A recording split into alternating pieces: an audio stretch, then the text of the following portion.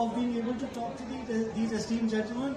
As I said, enjoy the conversation. These are some of the most prominent voices in the world game. Rahul, of course, fresh from winning the World Cup as India's coach. A wonderful moment that was. But it's also a great day, and I want to begin with Rahul and Harsh to actually talk about that. For us to be an Indian fan, how wonderful to be in Paris on the day that India won its first medal at these Olympic Games.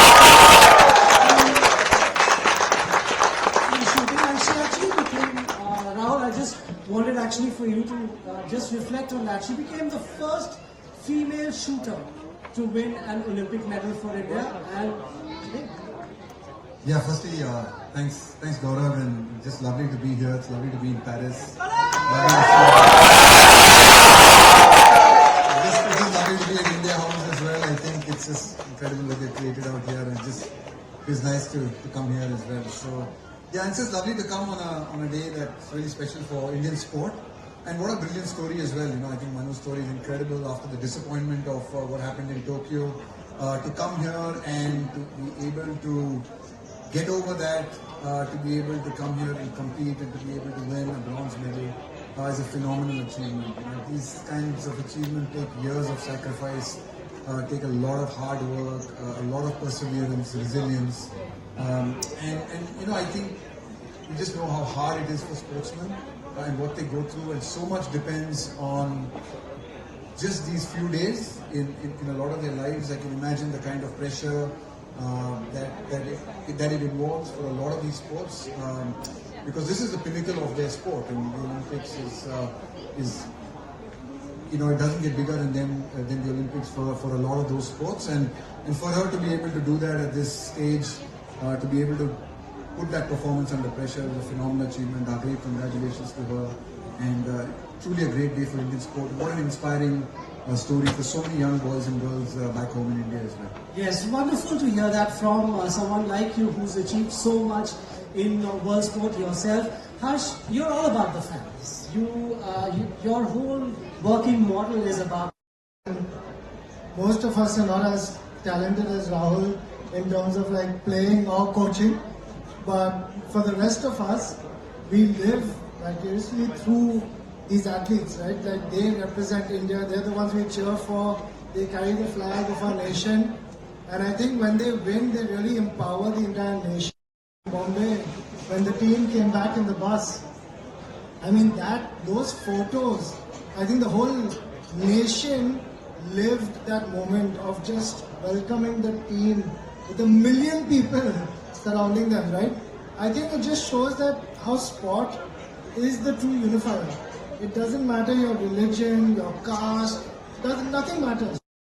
And millions of parents to allow their girls to dream that they too can represent the nation and they too can compete to be world beaters. So I think it's phenomenal, and my best to her. Yes, Manubha, at the Olympics, it's happening, it's a reality now. Many of us who've been around the game, someone like Rahul who's started out, 70 years ago, whatever it was, we never imagined that we'd see cricket at the Olympics, but it became a reality through a really time-consuming but hard process. There was the IOC session in Mumbai. You were around for that, where the final proposal went through. Mrs. Amani led it, who's led the entire exercise here at India House, and she was really the force behind it. Can you talk a little bit about what it took to get to this point and where we are with cricket and the Olympics? Yeah, thank you for having me today. It's quite surreal being here in Paris, 4 years out from cricket's involvement in the Olympics, and seeing the energy around sport and how it's bringing people together. I think my first meeting with the IOC was 2015, I think. And I was General Manager of Cricket at the time, and I think Rahul was on our cricket committee, and we were always talking about cricket. Wouldn't it be good if cricket was in the Olympics? But it just seemed like a lot of barriers in the way, and when we knew that Los Angeles was likely to host, not necessarily a cricket-playing country, so it takes a long time to sort of build the connections and the relationships to be able to continually sell your message to the people around world sport. And whilst the cricket, the cricketing countries know cricket very well, a lot of people in the Olympic movement don't.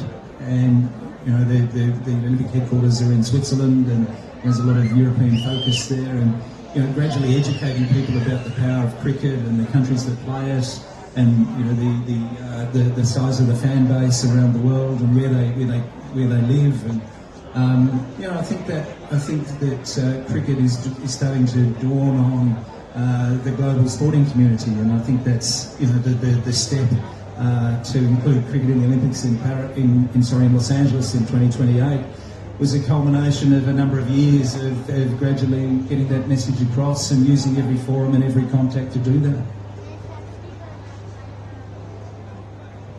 You have a spare one? Yeah, no, it's okay. India's cricket medal, will that be something? Actually, the Prime Minister with the team already put pressure on Rohit and Virat, saying they should be ready for that Olympic gold quest in 2028. I wanted to ask you in particular this question from the lens of being a player and a coach and someone who's been involved with the game for so long. You've been part of so many wonderful things in cricket, one series, now winning a World Cup. But when you come to an Olympics, is that something that tugs at your heart, saying, this is something I never experienced as a professional athlete, to be in an Olympic village, to be in an environment, and now cricket's going to be in that environment? Yeah, I mean, I think the only small chance that I had of experiencing something like this, and obviously not the Olympics, but there was cricket at the Commonwealth Games. I think it was in 1998, if I'm not mistaken. I think it was Malaysia. And India sent a team, but they sent, we had at the same time we had a series in Canada, in Toronto. We were playing Pakistan in Toronto. And they split the Indian team into two parts. They sort of had one set of boys go to Toronto and one set of boys go to Malaysia. And I was hoping and praying and I would be in the team to Malaysia. Unfortunately for me, I was... Yeah, admitted, it was just for the easy runs. But no, I think, so you've grown up with the Olympics. I think if you've been a sports fan, if you've loved sport as I have, we've grown up watching the Olympics. I mean, my earliest memories are of, Carl Lewis winning Olympics, and the television coming into India in those days, and, all of us glued to those television sets to watch these great athletes perform and play. And so many of the Indian athletes as well, who participated in these Olympic Games. You always wanted to be part of a great event. We have our great events in cricket, we have our World Cups, but they're individual events. They're only cricketers at those events. They're the greatest cricketers in the world who come together in one country to play those great events. But here to be in this kind of environment, this kind of energy, this kind of vibe, it's a dream come true for any sportsman to be a part of that. And it always felt that cricket should be involved in events like this. It's truly a great game. It's followed and watched by so many people in the world. But it's just fantastic, from someone like me who's now really a fan, for me to be able to see and to see cricket in the Olympics that's going to be a part of this, I think is truly phenomenal. So obviously, unfortunately, I won't be able to play in 2028. Never seen it. Unless they're going to play 10-day test match or something.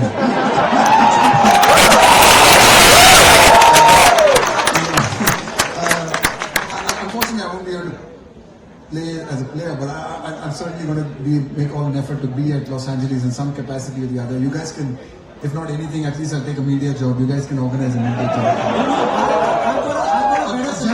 Jeff can organize me as some volunteer or something in the cricket. I've got a better suggestion, Harsh. Since both you and I can count ourselves as fans, Rahul asked for Virat and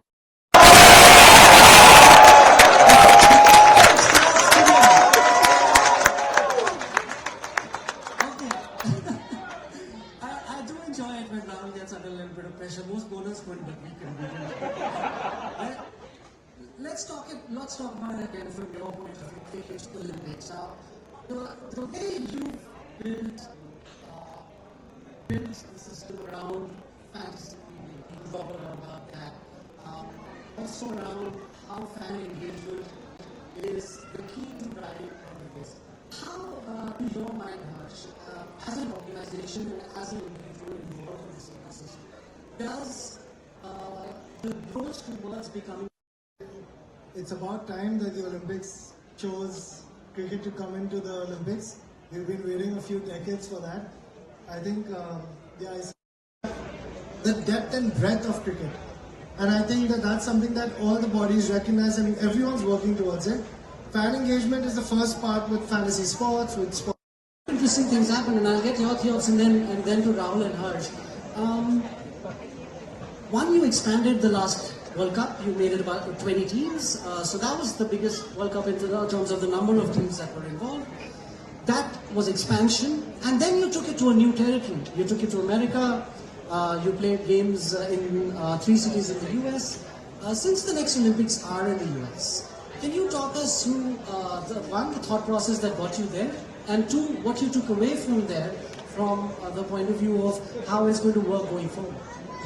Yeah, good questions. And I think that those two things that you highlighted there, the expansion of the T20 World Cup was a very conscious decision around that format. And if we are going to grow the game in new territories, it's going to be with the shortest format of the game. And so getting more of our member countries the opportunity in T20 cricket to compete in the World Cup was part of that plan. And Uganda beat Zimbabwe in a qualifier to make it to the World Cup, and that's the sort of incentive we want for all of our member countries. So that if you have a couple of good qualifying tournaments, you might make it to a World Cup. And yes, you see some matches. I mean, whoever thought we would see India versus the USA in New York as a fixture in a World Cup, but. The second part you pointed out was around taking our events to more territories, and the US was the first one, just the way the events fell. We've got some of our 50 over World Cup in Namibia in 2027. We've got our under-19 Women's 2020 in Malaysia next year. So there's more and more opportunities to take matches from our tournaments to some of these new territories, and you could see from the way the USA performed in the tournament, and that upset. I think they called it an overtime victory against Pakistan. And all of a sudden, people who weren't aware of cricket were talking about the performance of the USA team, and they were talking about our sport, and they were talking about the World Cup. And leading up to the Olympics in 2028, that was the first real statement there. Yes, although I think we missed the thank you card from the USA. The Super 8s, and there's just still always the option of host teams qualifying for the Olympics as well. So, recognising that the US has a very competitive national team 4 years out from an Olympics in the USA, I think is a really good step forward. You were there as coach, Rahul, of the national team. Done with the Rahul Dravid, batting at 3 for them, navigating those swinging conditions. But talk a little bit about what your experience of playing cricket in the US was like, and how you see that translating 4 years from now when the Olympic Games are played in the US itself. Yeah, I think it was really good. I think in terms of I think it was a great effort on the part of the ICC to take the event to the US and expose that level of that audience to the game. I mean, we know there's an incredible audience for cricket in the US. We know that from just a number of people who travel from the US to other World Cup events. So just a number of people who follow a lot of the websites or who follow cricket from the US. I'm sure a lot of them are from the subcontinent or from a lot of the Commonwealth countries who do that. But there is a huge market for the sport. There's a huge, more than a market, I mean, that's probably Harsh's word, more than mine. But there's a huge passion for the game in the US, and and it was really nice to be able to play in the US, and some of those games were just packed. I mean, the India-Pakistan game, the India-US game. I was also fascinated. I think there was this game, I wasn't there, but there was this game, I think there was a Nepal-Sri Lanka game. Apparently that got washed out, but it was packed. Apparently there were so many Nepalese who came out to support their team, and that was the other country that I think had a phenomenal World Cup. Leads into Jeff's point that just growing the game and having more people play the game was phenomenal. So I think a lot of those objectives were really achieved at the World Cup. I'm sure Jeff and his team, would have learned from some of the experiences out there. there were some learnings on the actual cricketing facilities that were available, which I think is something that you can take into the next cycle or into the next event 4 years later. So I think the potential is truly there in the US. It needs to be tapped into. It needs to be encouraged more and more. Just the fact that countries like Nepal, countries like the UAE, countries like Pakistan, India, they actually all play in the US and have incredible amount of support. Bangladesh as well, Sri Lanka. I think there's a great opportunity there, and especially for US cricket as well, to build on this success and really grow over the next 3 or 4 years, and to build on the facilities. I think one of the key things in cricket, I think, is slightly unique. We are a unique sport in the sense that facilities make a huge, I think they make a difference in any sport, but especially in cricket because it's tough and it's still one of the few sports that is played on a natural surface. To get that level of quality and to get that level of entertainment, that is the part that needs to be got right. And I think, we've learned, I'm sure ICC has learned a lot through this experience, which will only get better and better. But truly love playing in the US, love the effort that went into it. I think a top job done by the ICC on getting that there. Well, that deserves a round of applause. Jane and Jeff Allardyce are there. They're going to be dressed formally. You better dress formally. In fact, just picking up on the theme that you were talking about cricket at the Olympics. Conversations in the dressing room. I mean, certainly in a dressing room, as people are talking, obviously you're talking about, there's a 2026 World Cup and, there's a T20 World Cup in 2026, there's a 50-over World Cup in 2027, and then you hear people saying, hey, there's the Olympics in 2028. And, so you're already hearing those kind of conversations, young people. I think teams are going to start building towards that, developing towards that, because there's no doubt about it. I think once you get to that event, it's going to be huge. People are going to want to win that gold medal. People are going to want to stand on a podium. People are going to want to be a part of a games village. People are going to want to be a part of a great sporting event and interact with so many other great athletes. So yeah, I think as you get closer and closer to the event, I have no doubt about it that teams will start preparing well. I wouldn't be surprised if teams. I think a lot of athletes of other sports certainly do that. They actually get to these countries maybe a couple of years, a year in advance, just to check out what the facilities are like. I'm sure you start seeing cricket teams trying to get to the US or trying to get to Los Angeles to get a sense of what it might be like, really to prepare for these events. But I have no doubt that teams are going to take this very, very seriously, and players are going to be fighting tooth and nail to be there. Yes, that'd be a nice trip to make also, to just scout in LA and find what the conditions are like. One of the things that often gets talked about, you took learnings away from that. And number two is obviously playing cricket in the US means that you've got to play it at an hour which is prime time in India, and that, because that is the largest audience, just like Harsh said, 1.5 billion out of the 2 billion cricket audience sits here. Quite a few of them are here right now. And then playing a T20 game at 10:30 in the morning is perhaps not ideal. How cognizant are you? I mean, probably you are cognizant of this, but are there easy solutions to things like this, and what can you do to sort of overcome hurdles of this kind? Yeah, the answer to that question is no. With any event, you're balancing a range of factors, and the recent one, yes, time zone conditions. I went to some games in the Caribbean at 10:30 in the morning, and it was hot and humid, and the crowds weren't as big as they were as when the matches were played in the evening. So you're always juggling the different competing interests when you're staging a tournament. And even when we look forward to Los Angeles, we've got some meetings coming up in the next, probably the next couple of months around the shape of the cricket tournament for Los Angeles 2028. And those same factors will be, in consideration there. What's the venue, the number of teams. The one thing you know is you've only got 2 weeks to stage your cricket tournaments. We know that we've got an identical men's tournament and a women's tournament. So, the issue of venues, the number of teams, the number of matches, the time of day, all of those, the qualification process is another one. We've got to make progress on all of those over probably the next two to 3 months. Yeah, I mean, Harsh is sitting next to you. He's got all the ideas in the world that you need, so he'll sort you out. Rahul, from playing games at 10:30 in the morning. What are your thoughts on how sort of scheduling? Also, you reference the conditions. If there's ways to make sure that you get more tea-friendly conditions, so you can get games that are higher scoring and as a result more entertaining. So I'm not really.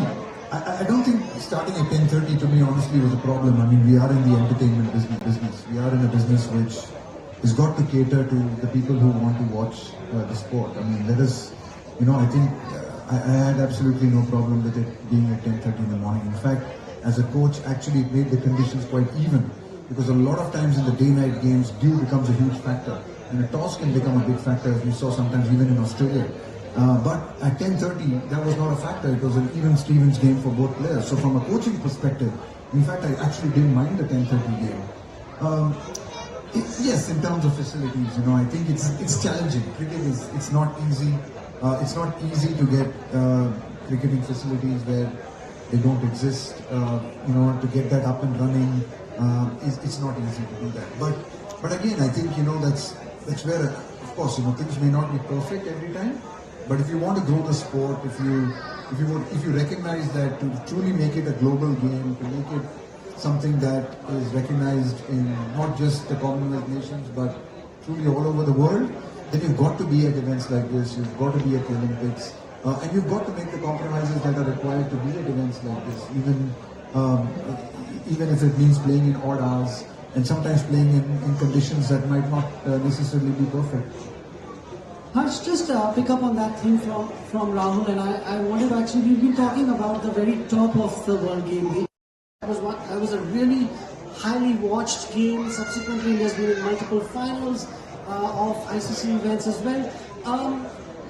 With the Olympic movement, is this an opportunity almost to elevate women's cricket that much higher than the already strong position that it finds itself in? I'd like Rahul, after you, to reflect on this as well, and then Harsh to give us some learnings about what women's cricket has, the growth of women's cricket from your perspective on the platform. I'll start with you, Jeff. Yeah, it's been something that we've been very proud of. I mean, you referred to the 2017 World Cup final, and I remember we were marketing that event and trying to, people talking about the finals of Lords, is it going to be sold out? And the atmosphere that day was something very different. And from that time on, I mean, in 2018, I think it was the first time we separated the T20 World Cups for men and women, and the women's one was in the West Indies as a standalone event. And again, they were getting full houses for the semi-finals and the finals, and then we went to the MCG in 2020 and it had 86,000 people watching the final, and it just has gone from strength to strength. And cricket fans love women's cricket, and I think that's the quality's high. I remember when we talked about multi-sport games, but when it was probably 6-7 years ago, we were talking to the Commonwealth Games about potentially having a women's cricket event, and at that time the women's cricket calendar wasn't that full, and so we talked about it in 2022. We went to Birmingham with the Commonwealth Games. Now, when you look at the calendar, in terms of events, the series, the professional leagues in the major countries, I mean, there's a career path there for female athletes in all cricketing countries, and I think that's something we're very, very proud of. And when we get into discussions with the IOC on the Olympics in LA 28, we say, yeah, of course, we look at our track record with the women's events and the promotion of the women's game. It's not even a discussion. And both LA and the ICC are saying, if we play a 16 women's event or men's event, we'll play a 16 women's event at the same number of matches. It'll be an identical competition. So it's an agreed position with all of us. Yeah, and Rahul, just pick up on that thread. In both those competitions, Jeff referred to the Commonwealth Games where the women's team went, and again lost the final. This got over. Maybe they need Rahul Dravid to be their coach so they can finally get one over the line and win a final. But these thoughts on the women's and men's competitions at the Olympics will also run concurrently. How do you see that, again, helping women's cricket take that further? I think women's cricket is already going forward. I don't really think it needs anything else. I think it's just fantastic to have both men's and women's events now. It's probably like Jeff said. I think they've separated it at the ICC level, so men and the women don't play together. But again, at the Olympics, I think it will be fantastic to have both the men and the women's event going on concurrently and at the same time as well. But just I just think it's just incredible to see so even when you talk to people at the grassroots level, I think for me, when I look at back home in India and Bangalore, and you're talking to coaches and you're talking to people at academies, one of the things that they constantly keep telling you is just the level of participation of young girls in cricket now. Every year at every academy, you see the percentage of number of girls who enroll in the summer holidays is just growing exponentially, sometimes even more than the boys. The number of girls taking up the sport. And I think that's fantastic for cricket. You have half the population, you cannot exclude half the population. It's great that cricket is now, obviously becoming a lot more inclusive. It's becoming more and more attractive for women, like Jeff said, to be able to pursue the sport for a young girl and her parents to be able to see that this could potentially be a career. Cricket can potentially be a career. You wouldn't have said that even 5-6 years ago. But to be able to say that now, I think is phenomenal. It just encourage more and more girls to play the sport. As cricketers and people who are involved in cricket, that's what we want to see, right? We know we compete with a lot of other sports for talent. We compete with other sports for people to participate in our sport. And the more and more girls that we can get to play the sport, the fantastic, the better and better it is. So, yeah, I think it's just terrific that the way women's cricket is going forward. That deserves a round of applause. The industry actually, you could give us the real engagement experience. Could you, Harsh, about how? I think cricket will be one of the star attractions in Los Angeles. And just going around a few of the sports over the last few days, when you see the global stars of the big sports around the world, and here they are competing in the one city at the one time, and I was watching Rafael Nadal at the tennis this afternoon, and then if you're in Los Angeles and you can watch the best tennis players and then the best golfers and then the best cricketers, we belong on that stage, and I think we're going to be very, very strong come 2028. And let's. I just think, I think Jeff just said that really well. I think, for the dream would be to have a fantastic cricket tournament, which hopefully Indian men and women winning the gold, which would be nice. But more than that, I think, I would wish for everyone here and so many Indian fans to be able to come there to Los Angeles and to support cricket and to show the rest of the world how big a sport cricket is and how great a sport cricket is. Been in trouble, and we may have had the most Instagrammable moment of all, but alas,